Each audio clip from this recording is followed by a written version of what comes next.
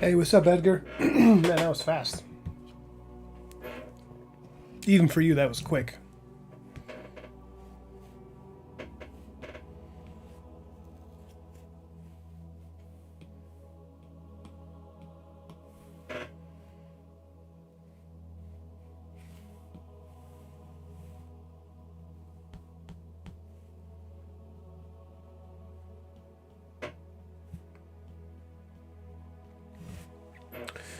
So, something interesting and fun to share.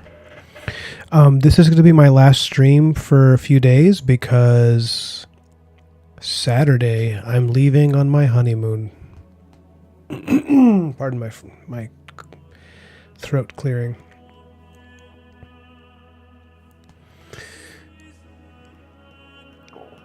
I am going to Rome, baby. We're going to spend like 2 weeks in Italy before our wedding.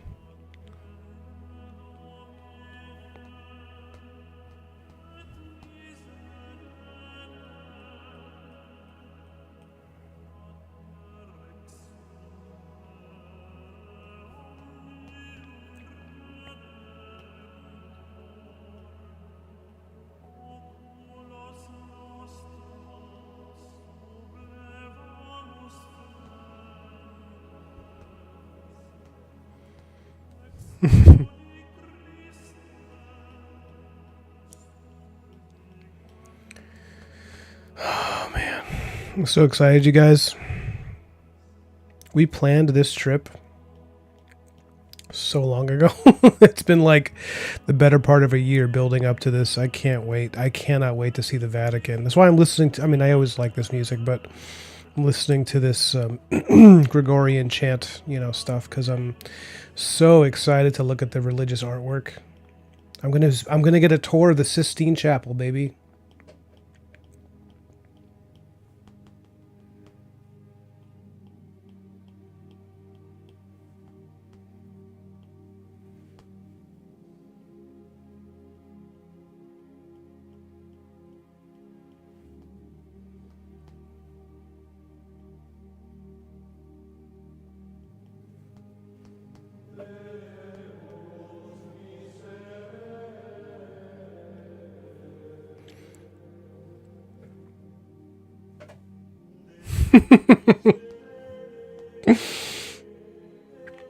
I bet you're gonna wrap around the Colosseum and take a nap like the last Godzilla movie. That'd be pretty cool.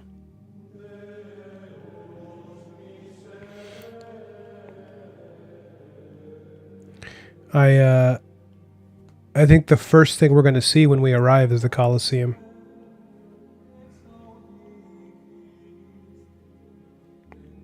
Right when we get off the plane. I'm a little concerned because it's gonna be like a 15-hour trip,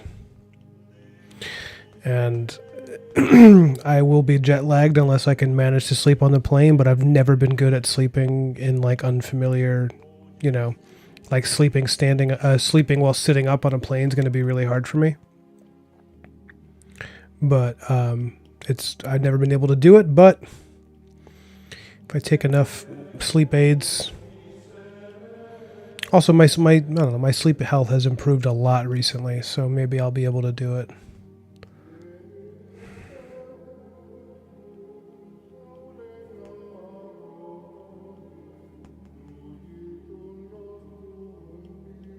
Yeah, I can't wait to see the Colosseum.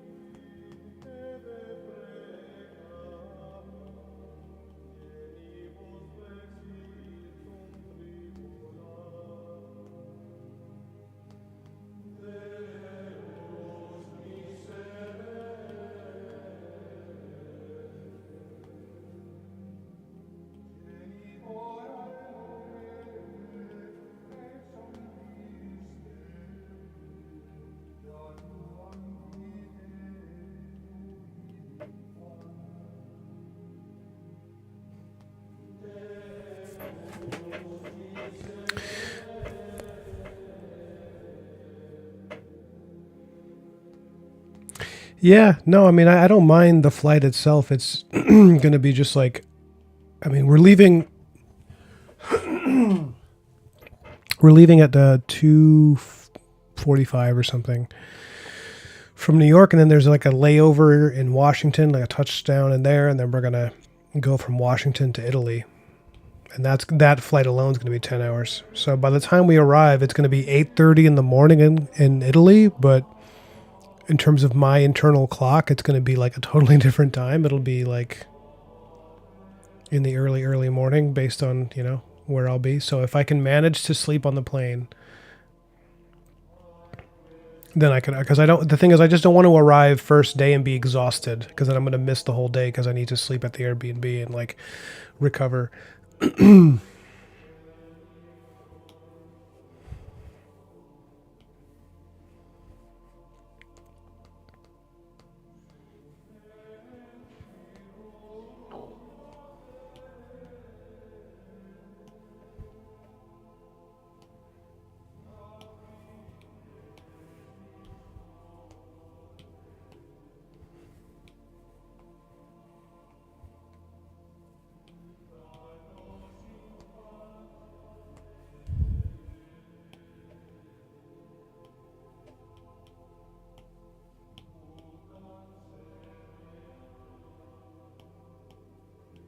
So I'm just thinking, man, it'd be so great if I can just be like fresh as a daisy when we arrive, you know?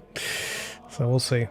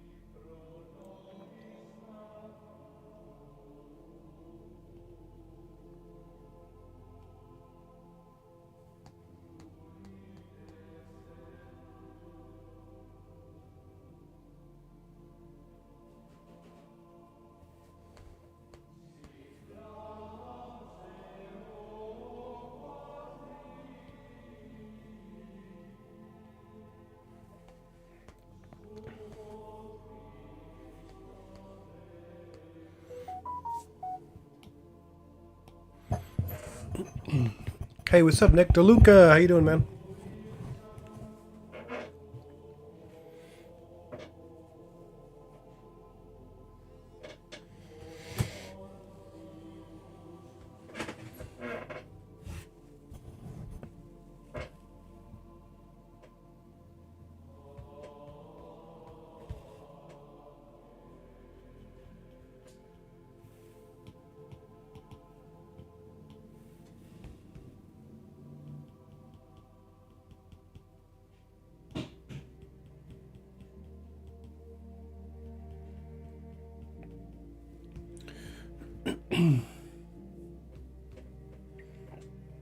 Yeah, you should hold yourself to. I mean, don't put pressure on yourself. Don't make it a thing where like you feel like a failure every day. But definitely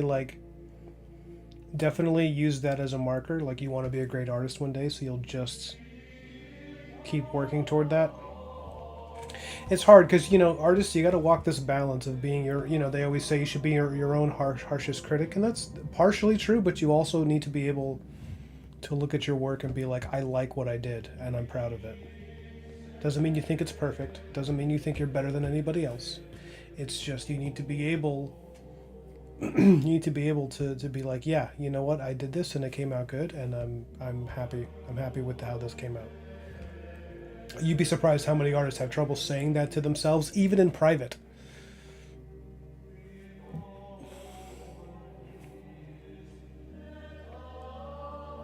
And I'm thankful to say that's not an issue I have.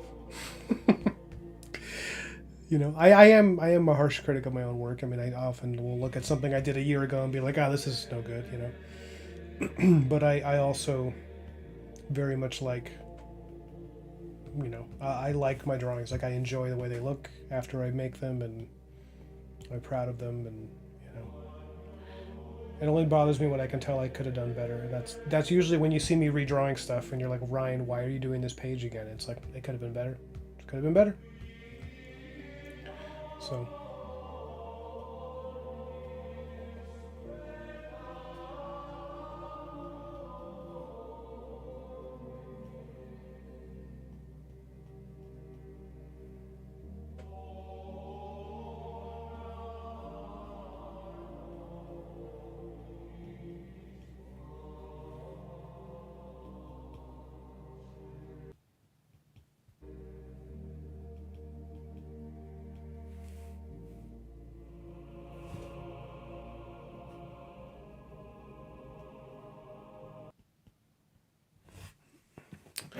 Oh, I guess the live stream for the Bard is okay.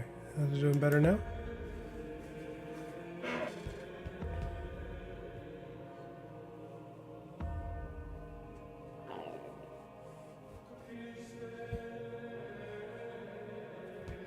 That's the thing. I see what you're saying, Edgar. Like you're at a professional level, so you should be happy with your work. But like, I think professionals have the hardest time.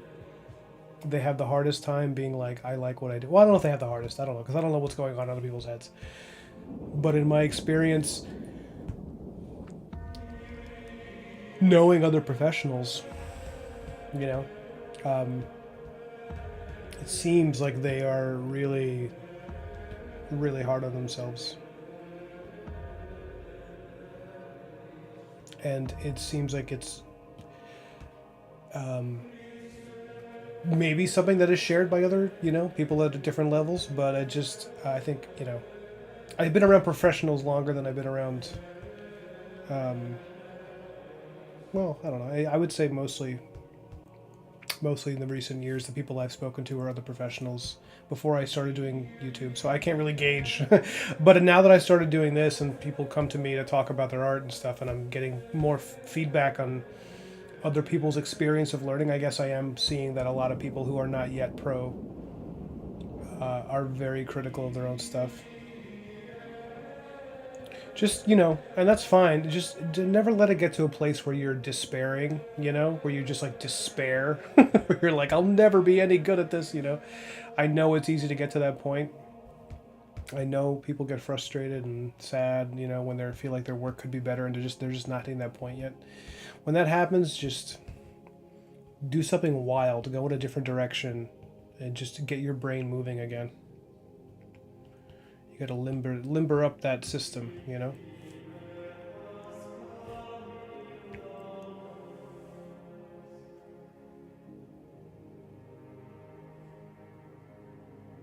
What's up, Broken Blade? How you doing, man? Like for a drawing like this, I get it, but for like the big illustrations of King Arthur you've done, I can't imagine not wanting to put it on your wall, fridge, or screensaver. Well, it's funny you should say. I thank you, by the way. That drawing of that big one of King Arthur, the one of that big splash page. I really like that piece. I've been looking at it and be like, I have that moment and be like, holy crap, I did that. That's pretty cool. That makes me happy. That piece, I actually want to print it out really big. I think I might do that and have. I know maybe it's like a faux pas or something for an artist to hang up their own art in their house, but I don't care. It's a little swaggy to do that, but I really like that piece, and it motivates me because I'll look at it and be like, hell yeah, okay, I want to keep doing stuff like this because this came out really cool. But I appreciate you telling me what you think of it. You know.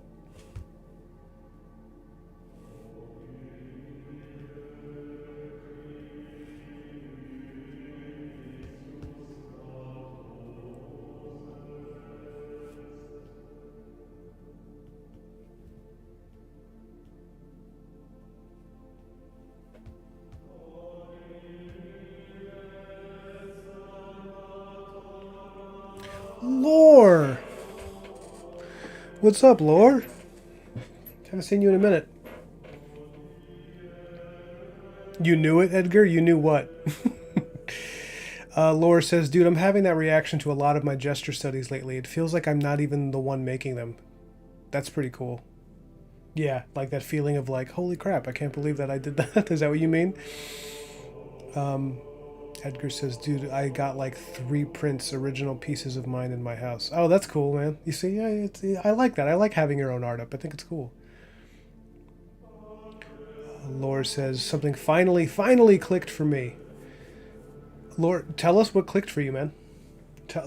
Stand up and tell the whole class what clicked for you. Also, hey, Laura, you know what I was thinking about the other day? Do you remember when you were? I think it was. Yeah, it was definitely you. You and I met accidentally on a Discord voice channel because you were doing a stream, and I didn't know how Discord voice channels work, so I just ended up like clicking on it to like watch your stream, and then I was just in your stream. And you could like hear my fiance in the back. You could hear Malka being like, "Who are you talking to?" I was like, "No, I'm not talking to anyone. I'm watching a thing." And then you were like, "You are talking to me." I was like, "Who is that?" Just like looking around. So it was pretty embarrassing senior moment for Ryan, but that was fun. It was a fun way to meet you.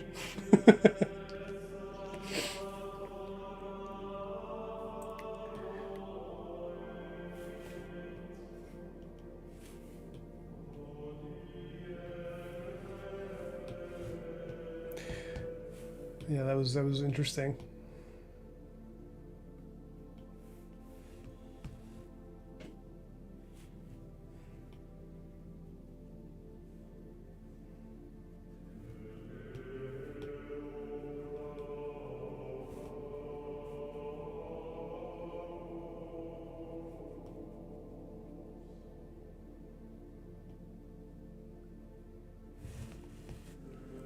All right, I'm ready to change up the music. I remember, yeah, that was funny, Laura, because you were very nice about it. You were like, "Oh, you can hang out. You want to talk?"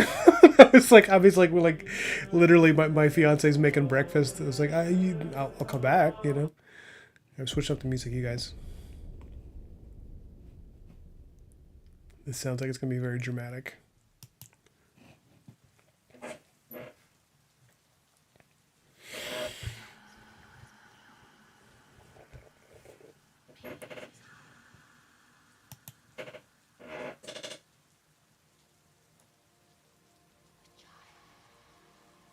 Okay, I'm gonna raise the brightness on my camera.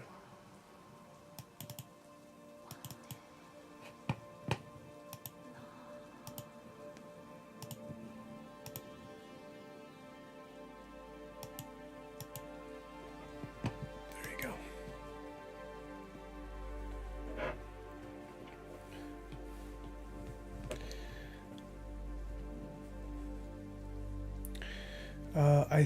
Laura says, I think it was going back and rereading my copy of Force Gesture Drawing and really trying to comprehend it. I never had Force Gesture Drawing?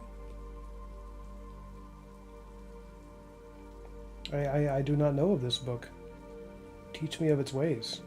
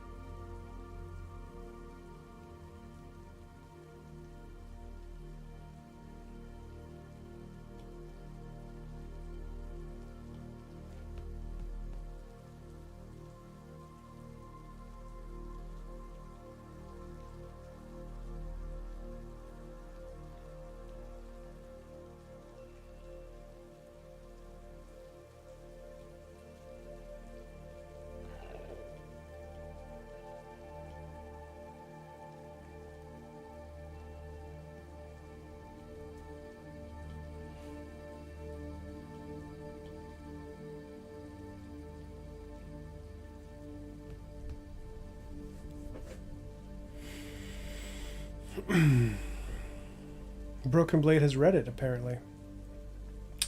The idea of letting go of the mindset of I must photocopy this reference helped. Yeah, absolutely.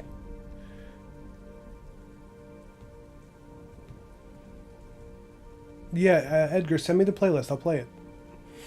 Laura says, "We are not photocopiers. We're human. Have fun with it." That's the whole PDF of it for anyone interested. Oh, if you uploaded a link, Laura, it doesn't actually show.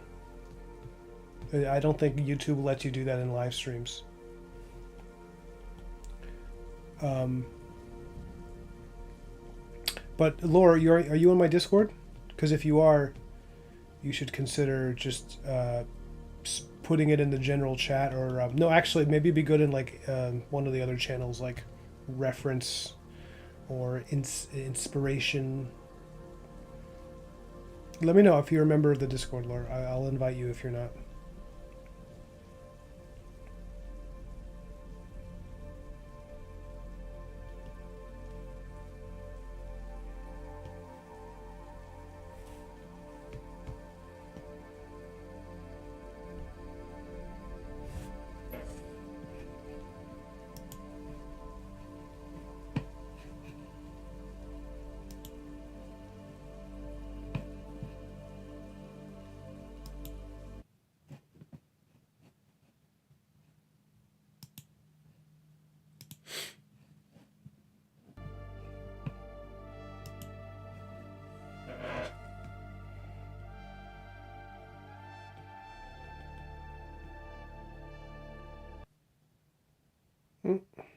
Some of these live streams are having a tough time.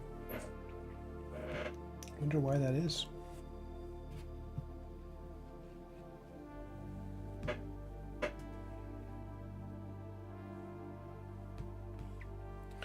I love that. I mean, I think that's definitely true.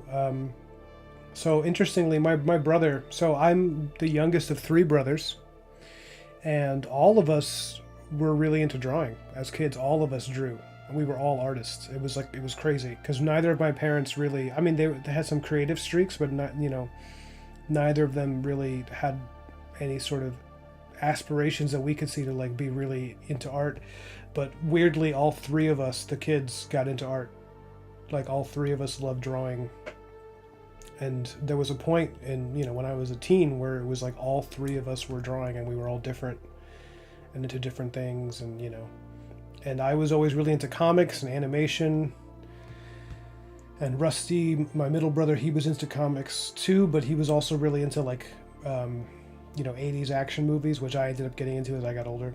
And then my oldest brother, he was really into drawing too, but he was very into drawing like hyper realistic stuff. Like he just wanted to do super realistic art.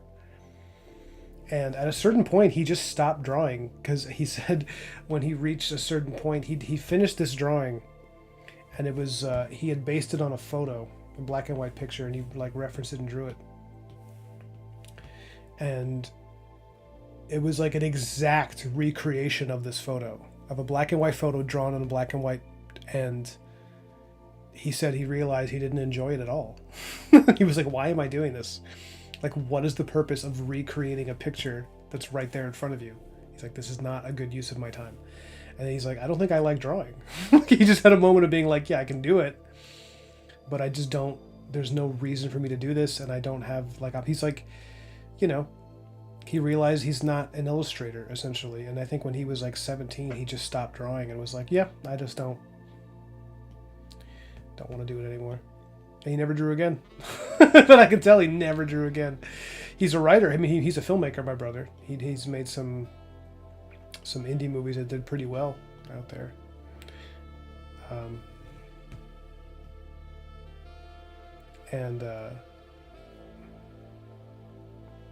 But yeah, the fact, it's just funny. Like he reached a certain age and was like, oh yeah, I don't think I have that.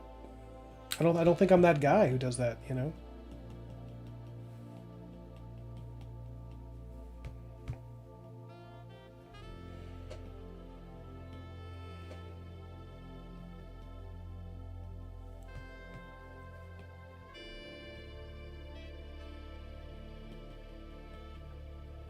And the thing is, when I was a kid, I never really used references. I really didn't start doing that until I got older and I needed to use references. but I always would just try to draw from my imagination. Not even because I was trying to do it for any specific reason, but just because that's how I liked to work, you know? I was really into cartoons and comics and stuff, and I was very into like stylized art. It was not interesting to me as a child to try to create very realistic things. And I think as a result, you know, the fact that I kept just drawing things that like I was imagining, I think it helped me build a certain design sense, you know, over time. I'm not saying people shouldn't draw from reference, they definitely should. But I never really, it wasn't until I got to school for art, which was a big mistake. But when I did that,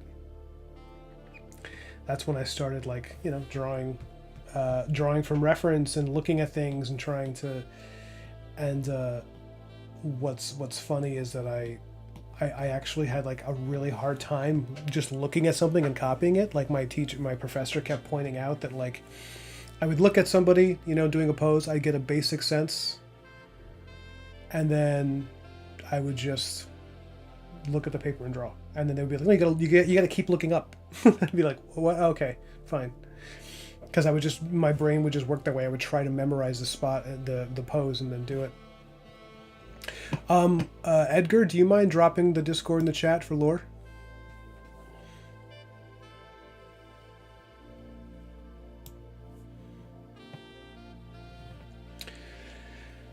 Lore says, I think we hype up the realistic rendering and undersell the idea of making it your own. Yeah, definitely. Did I do any stunts for my brother? Oh, Nick wants to know if I did stunts for my brother. Nick is well versed on Ryan Gutierrez lore. He's been to a few streams. No, I never did. When I was doing stunts, that was when I had moved to New York in the city, and my brother was already in LA. That's where he was doing his. He's still there. He still lives in LA, and he makes movies out there. So no. Plus, he makes small indie movies. I don't know that there's a lot of stunts in those. There's some, but it's not like...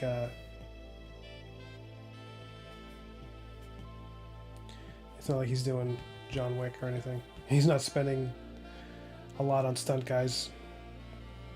Be cool, though.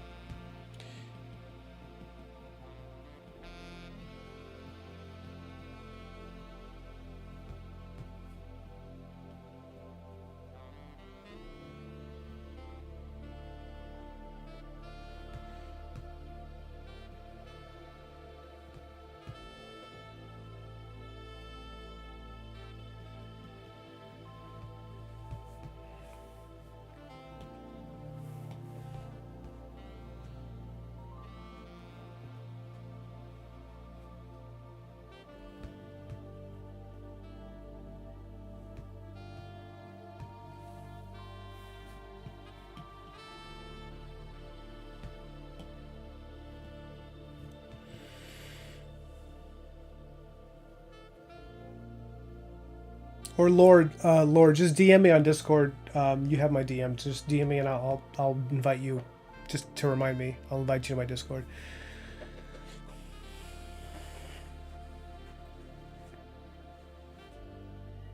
Well, Edgar says that's why I don't ever use a reference when drawing anymore. I want to make something that's me.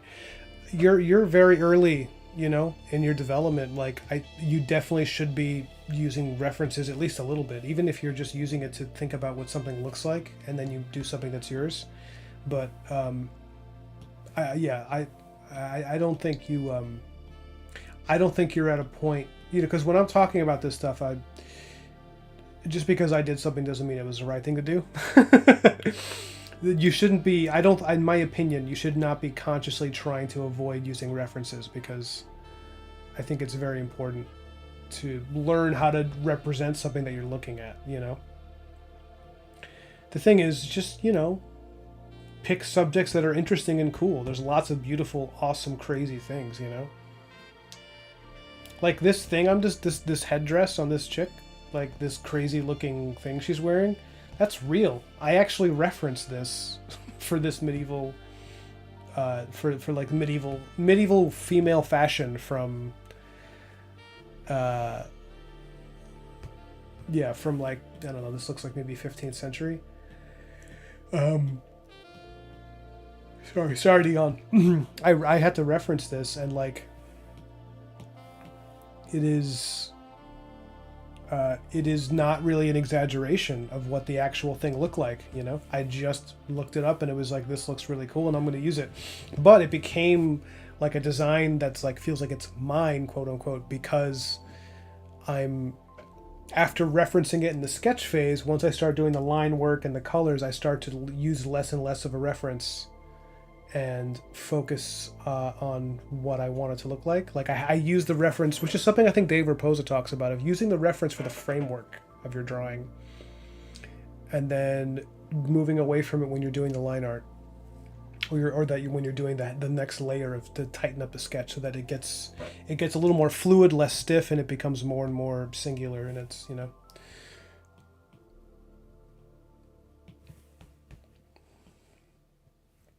And that's something that it's not even like a decision I make. I think it's after a while you just start doing that naturally. You just start being like, yeah, I got enough reference from this one thing, you know, yada yada.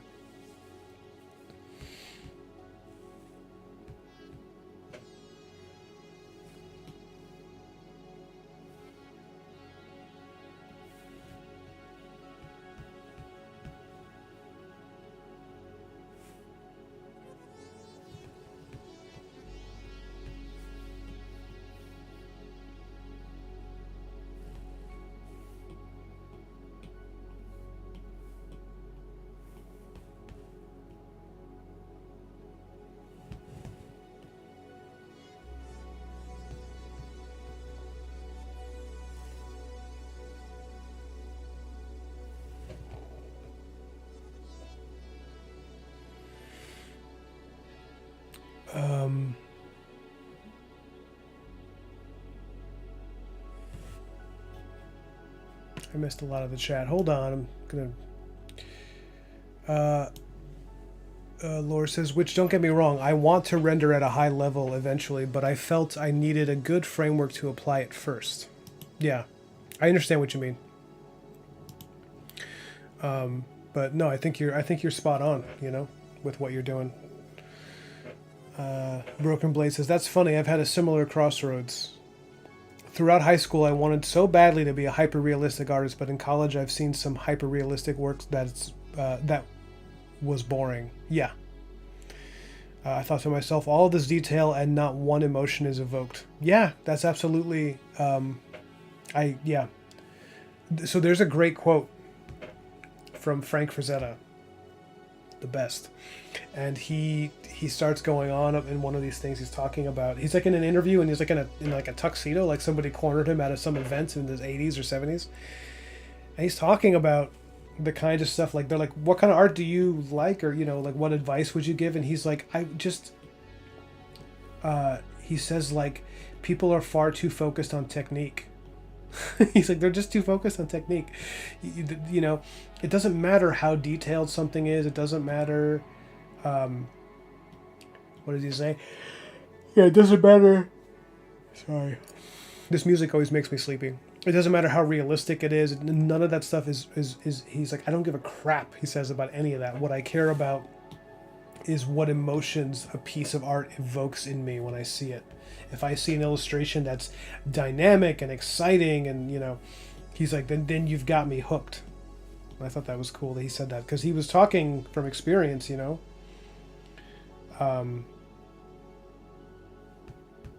He was, you know, he was speaking not just as an artist, but as someone who, like, you know, enjoys fantasy art and illustration and action adventure. And he was like, yeah, if it's something interesting and dynamic, that's what he said, that's what's going to get people hooked on your art. It's not about how realistic it is, you know, because I've never been one who just purely loves looking at, like, academic art, you know, as much as I love traditional fine art from centuries ago. I think it's beautiful, but, like, the ones that I like are, like, paintings that have narratives to it. They have a story. They have what we would call, cinematic lighting and stuff, and it was never. Oh, that looks pretty cool.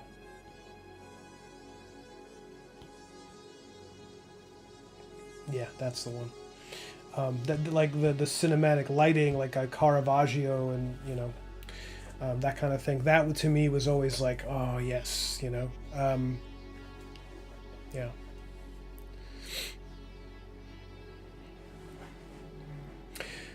Yes, being able to truly see the reference and copy it is a good skill to learn for sure, but it needs to go further than that eventually, in my opinion. Yeah, it's true. Ryan is Edgar says Ryan is canonically a Batman cop, a comic artist, and absolute. Thank you, thank you, Edgar. One unit to another. I appreciate that. You're also. I remember you're very tall for your age, so maybe if you keep growing, you'll get to my unruly size of 6'3" and with the build of a former football player who's taken up drinking. That's how I describe my physique. Is a guy who is like a total badass in college and then kind of just like slid into middle age. that's not actually my lifestyle at all. I'm like really health conscious, but I have a certain bear like quality that I've it's just kind of I'm a unit of grotesque measure is what I am. And Laura says, yeah, the point of learning to draw what you see is to be able to build up a visual library, totally true, of real things in your head so that you can take those and reimagine them. Yeah, that's really it. I mean, a really good example is like, let me see, do I have it here?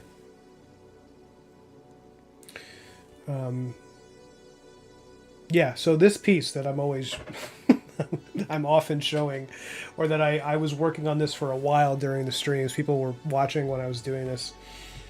So I drew this with no reference. I mean, I think I looked at some Frazetta paintings to inspire me before I did it, but as far as the actual execution of the drawing, I didn't really look at reference.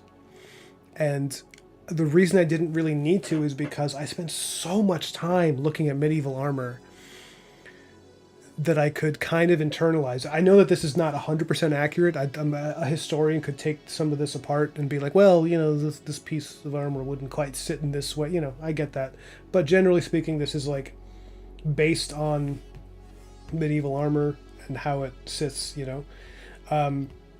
and how it moves with the body. And like, I just looked at so much of it. I referenced so much of it that at a certain point I can just kind of draw it for the most part. And that's a good example of what you're talking about, Laura. It's like you just kind of like you look at enough of this stuff, and then you just like my brain made a map of how the armor is designed, and for the most part, I remembered the basic key thing. Some of this needs work, for the future, but I love how this came out. This is like my favorite piece I ever did. Well, I say that a lot. I don't know if that's true. I say that sometimes, and I'm like, but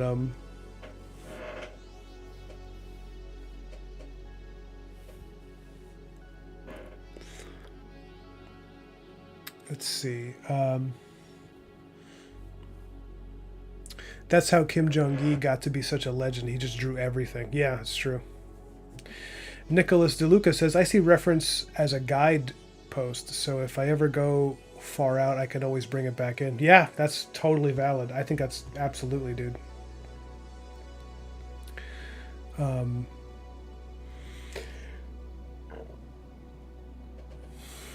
Edgar says, do you want to be sleepy? Kind of want to be sleepy. I do like that it relaxes me because it creates a nice it makes me like more smooth and social during my streams where I'm chilled out, especially because it's 9 o'clock here.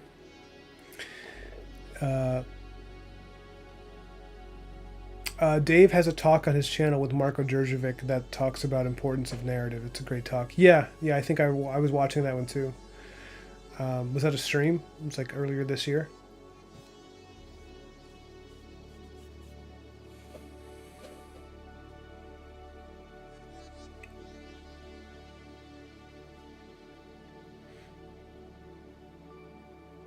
Gachiakuda. I don't know if I know who that is, actually. Edgar.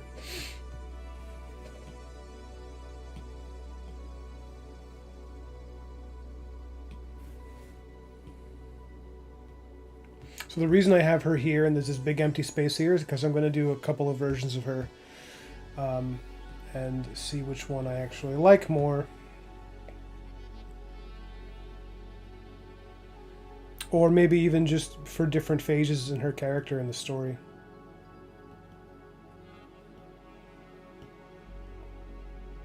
The goal is to do a design that's fairly unique, but that still feels like if you knew nothing else, you'd be like, oh, that's her. That's this character. If you only knew the legend of the original story, you could probably guess who this was, you know, that kind of thing. This is supposed to be Morgana, also called Morgan Le Fay.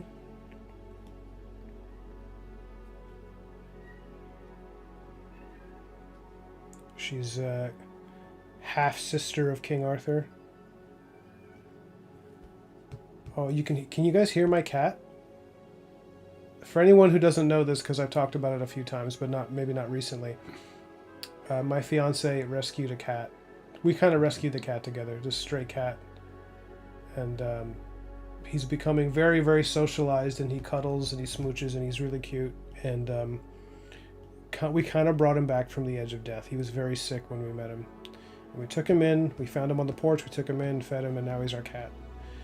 And we just love this cat. I really do love him. He's a little annoying sometimes because he's an animal in a human's world, but it's been great having him around.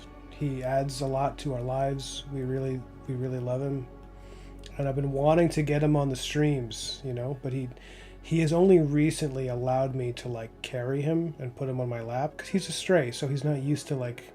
He's still getting used to the feeling of safety and affection and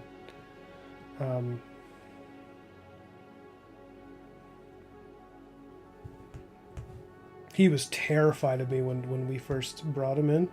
He was terrified of me. He was you know, a little scared of everyone, but he was much more comfortable with my fiance because she's, you know, tender and sweet and small compared to me, you know. I mean, huge compared to a cat, but yeah, when he saw me, he was like, "Oh God, what is that giant thing? He's gonna, you know, I think he thought I was gonna eat him or something." He's probably used to dealing with so many predators. But now he's like pretty chill, and if you guys really want, if I get enough comments about it, I'll go grab him and I'll bring him in and you can meet him. He doesn't like being picked up for too long, but maybe he'll just sit on my lap for a bit.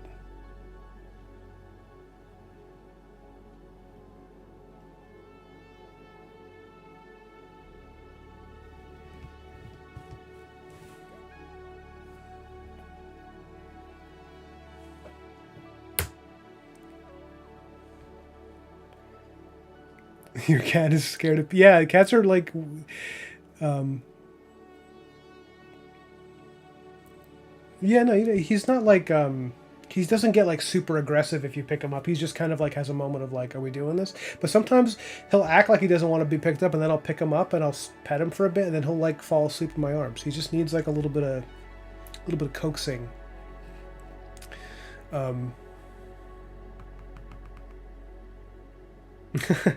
Well, Edgar, it is unlikely that I will ever pirate a comic because, as a comic book artist myself, I would not want anybody pirating my work, so I wouldn't want to do that to anybody else.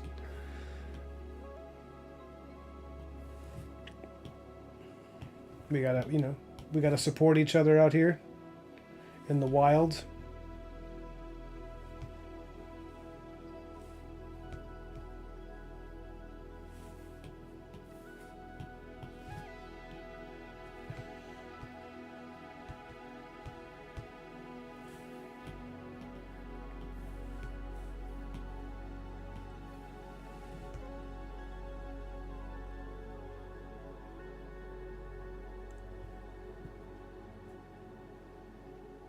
Yeah, normally he will, but my door's closed because it's streaming. You know, so I don't want my fiance. I don't want my fiance to have to like not have any music, have anything on because she'll interrupt my stream. So I have the door closed. But I'll get the cat. I'll get him. You guys want me to get him? I'll get him. Let's see if I can. Please hold for just a minute.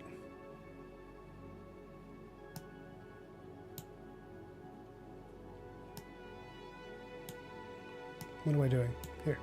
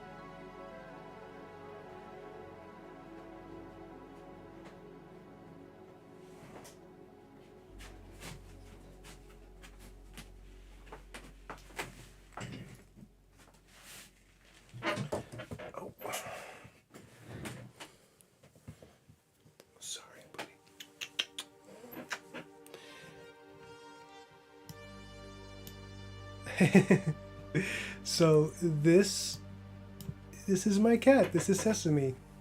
This is our cat. Sorry, he looks really awkward right now. He does not look. There you go.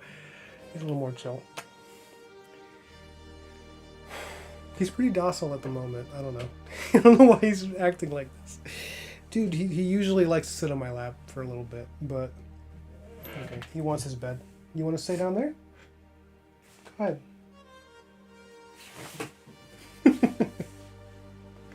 That was him. That was him. He's really, I think he's really focused on food right now. He's been like that for a little while. He's been lately like really, you can't get him to like, you can't get him to focus at night because I think after he eats dinner he wants like a dessert or something. I don't know. Or maybe he just didn't want to be picked up. I don't know. But earlier he was like, he was so ready to be scooped up. But I also,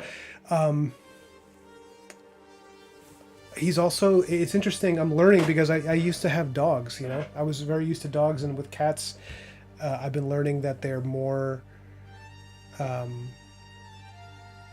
alert at night. So at night, it's like harder to get him to like cuddle. Like I mean, with my fiance, he'll cuddle with her all day. But like with me, it's like I pick him up and he gets tense. But if I do that in the afternoon, he's way more chill. So I wonder if it's because they're nocturnal, right? They're a little more nocturnal. They're more like, so. But there you go. You saw him. I know some people have been wanting to see him. That's him with that, that pose, that gesture he's in. He'll be, I mean, you know what I'll do? I'll do an afternoon stream and I'll bring him on for that because he's actually, he's definitely sat on my lap while I was drawing before, when I was not on a stream. But yeah, no, we love him. He's funny. He's interesting too because like, I guess because he was, you know, a feral cat for a long time, he acts like he never knows when his next meal is coming, even though we feed him like we feed him regularly. He's always like, or he'll eat and then he'll whine for more food. Yeah, but he's interesting. You know, I get up in the middle of the night to go to the bathroom, and he's just like standing at a corner, like staring at me. You know.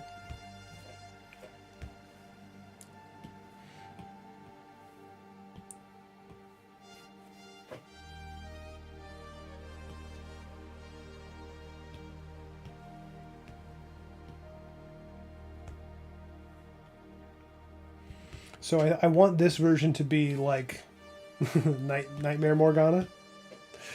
Um,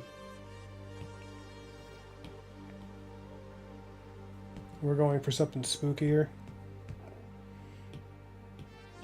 So you're going to see me make some changes here.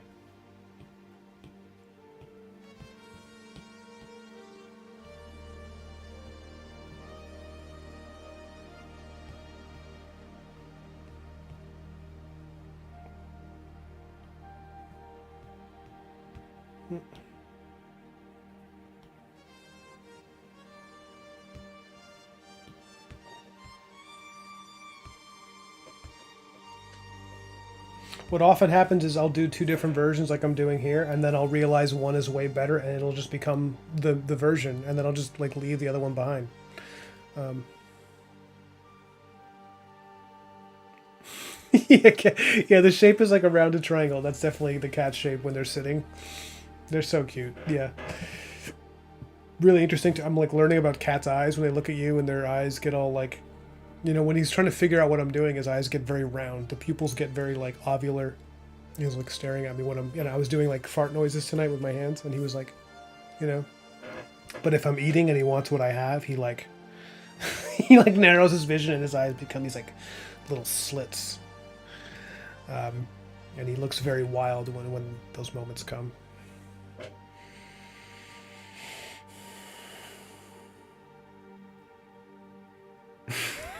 Cat staring. Yeah, he does. He like stares into your soul. But interestingly, as I've been, yeah, the slow blink is definitely a. I've been learning about that. My fiance is more of a cat person, so she taught me like when the cat does that, it's like they're saying that they're chill and relaxed and happy. And so I've been doing it. When he looks at me, I do that, and he'll do it back, and it's a very rewarding. It's a very rewarding feeling. I like it a lot. All right, I think maybe Morgana's gonna have like just straight up black eyes, like the whole thing's gonna be filled in. What do you guys think? Oops.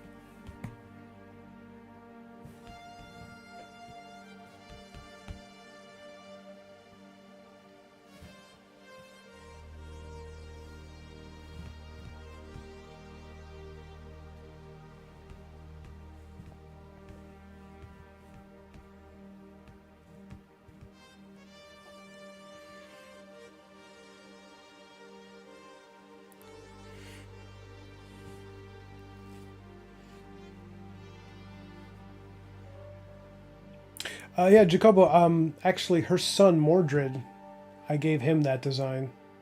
This is Mordred, and I gave him that exact thing you're describing, like a very ornate mask. Because underneath Mordred he's going to be kind of freakish.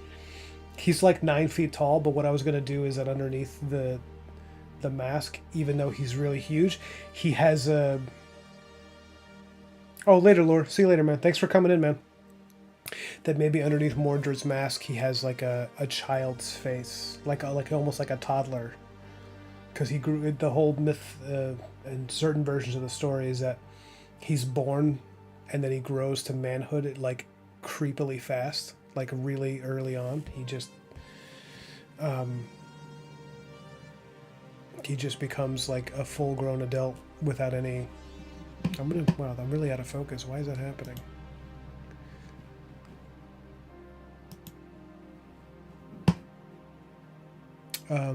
Yeah, but so because of that, I was thinking he would hide it underneath a mask. He'd be almost like shame or maybe the wanting to appear. But the difference is with her, that Morgana, she has a kind of dark beauty to her that I think she would want to show. There is a seductive quality.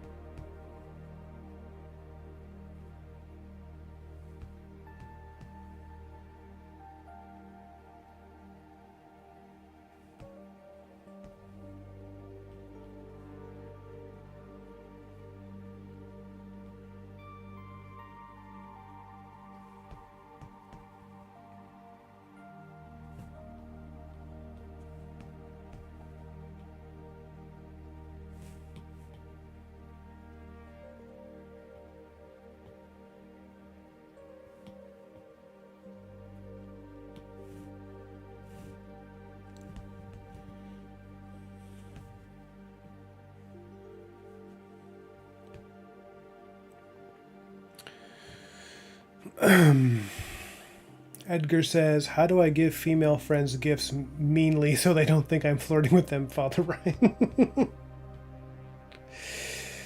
You know what you do? You give them a gift, and then in the gift you have a note that says, "This is not flirtation," and then you sign your name to it. That's what I do. That's why I have so many friends. Yeah, I don't know. That's a good question.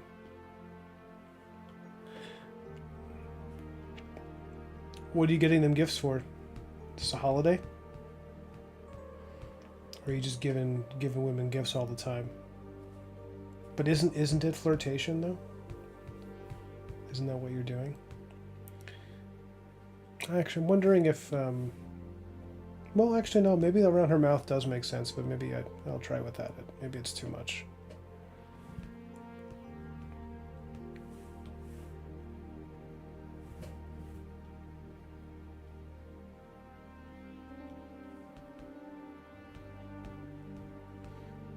So what I'll do here is then I'll make that one invisible, and then we'll try a second pattern.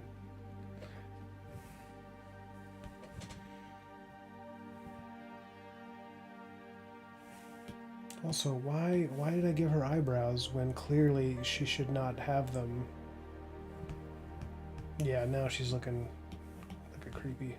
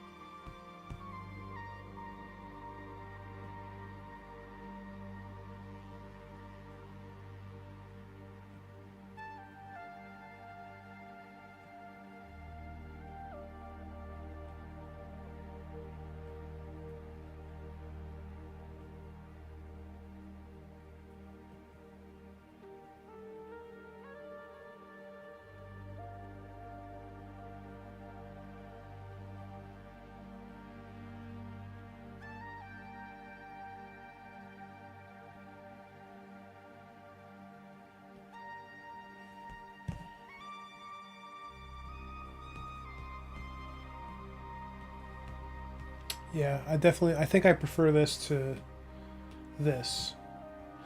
Although, ooh, it's possible that I like those together. Yeah, that's not bad. Okay, this is starting to look kind of awesome. I think this is not what I thought I was going to do, and I can't believe the difference in direction that this is, but the whole idea, I mean, of Morgana, the direction I was going with is someone who's been messing around with so much dark magic her whole life in an effort to achieve power that it's slowly transformed her, kind of like Emperor Palpatine, you know, where it just deforms the person over time. And I wanted to, whoops, and I wanted to do that while making her still somewhat appealing. Like there's a seductive quality, even though you're like, I would not go near that chick, but you're like, I kind of want to. Um,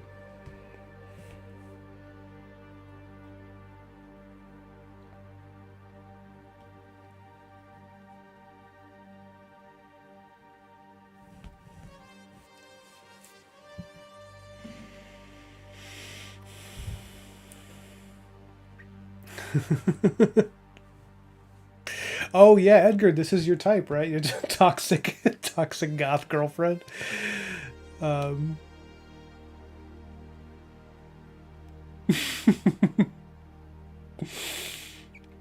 Special Edgar. That's a great answer. I was thinking just being like, here's the art I made for your pendejo. Now go back to the kitchen like a. Oh, whoops. Oh, for you, pendejo.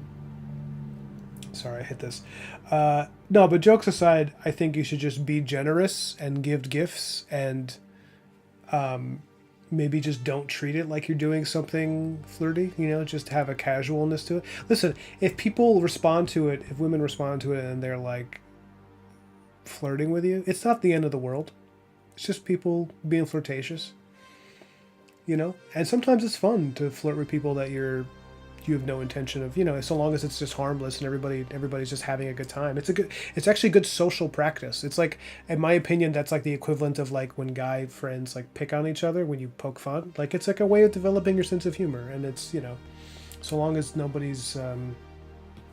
I wouldn't fear it, Edgar. I wouldn't fear someone getting the wrong idea. I mean, but I don't know. I don't know what it's like in your community. Where's that? Okay, that's where that layer is. Got it.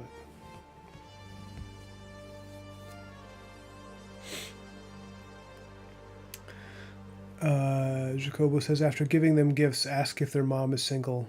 Problem solved. Yeah, Nicholas says she's looking like a Star Wars character. She's also kind of looking like, what's the name of the villain from Power Rangers? I keep wanting to say Bad Morta, but that's from Willow. The one from Power Rangers, like Evelyn? Is it Evelyn or something? I don't know. I'm done. That's not it at all. But it's only, she looks like that only because the chick from Power Rangers, the bad guy, has this same headdress that comes from actual medieval history. So, you know, come on now. Give me some credit.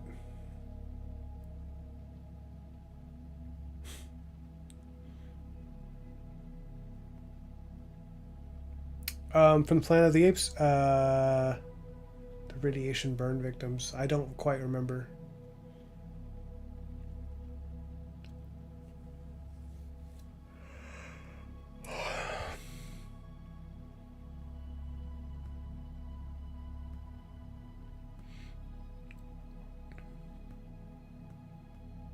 Rita Repulsa.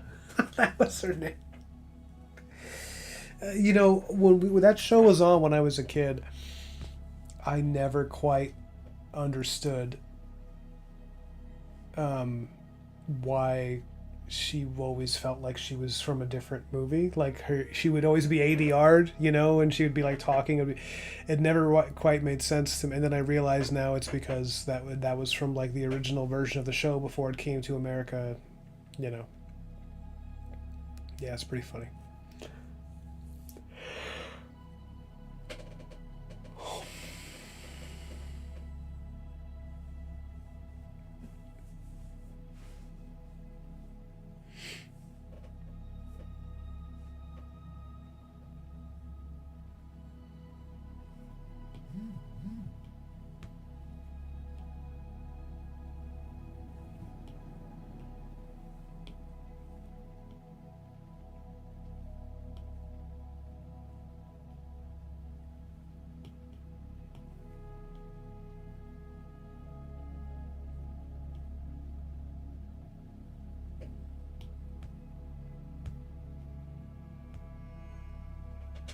Okay.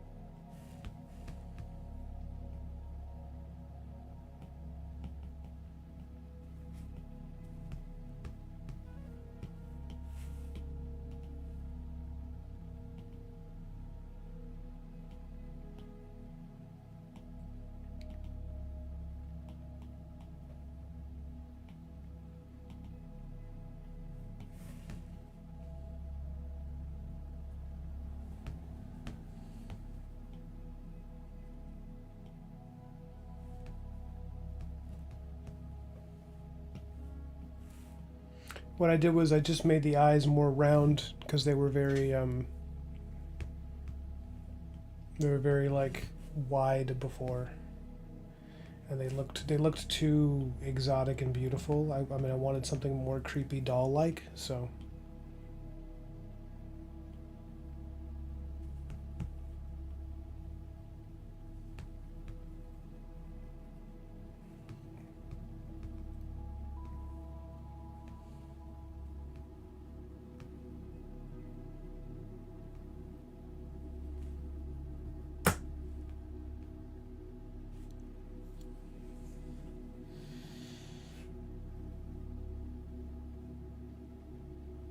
Yeah, that's true. The Power Rangers did have probably some of the coolest costumes. They were really cool. That's probably why Edgar says you're about to lose viewers. Dave is live. That is probably why I'm losing viewers. Yeah.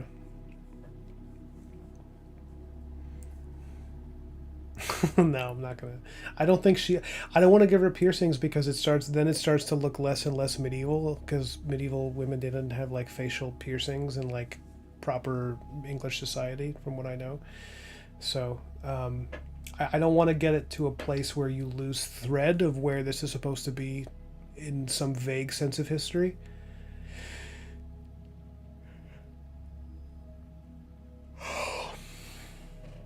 Okay, well, did about an hour, hour 10. All right, guys, I think that'll be it for tonight. I hope you guys enjoyed that. Have a good night. Thanks for being here. Yeah, I see Broken Blades. Evil Lyn was He Man, wasn't it? I think you're right. Yeah, yeah. She was Skeletor's babe, Evil Lyn. All right, guys.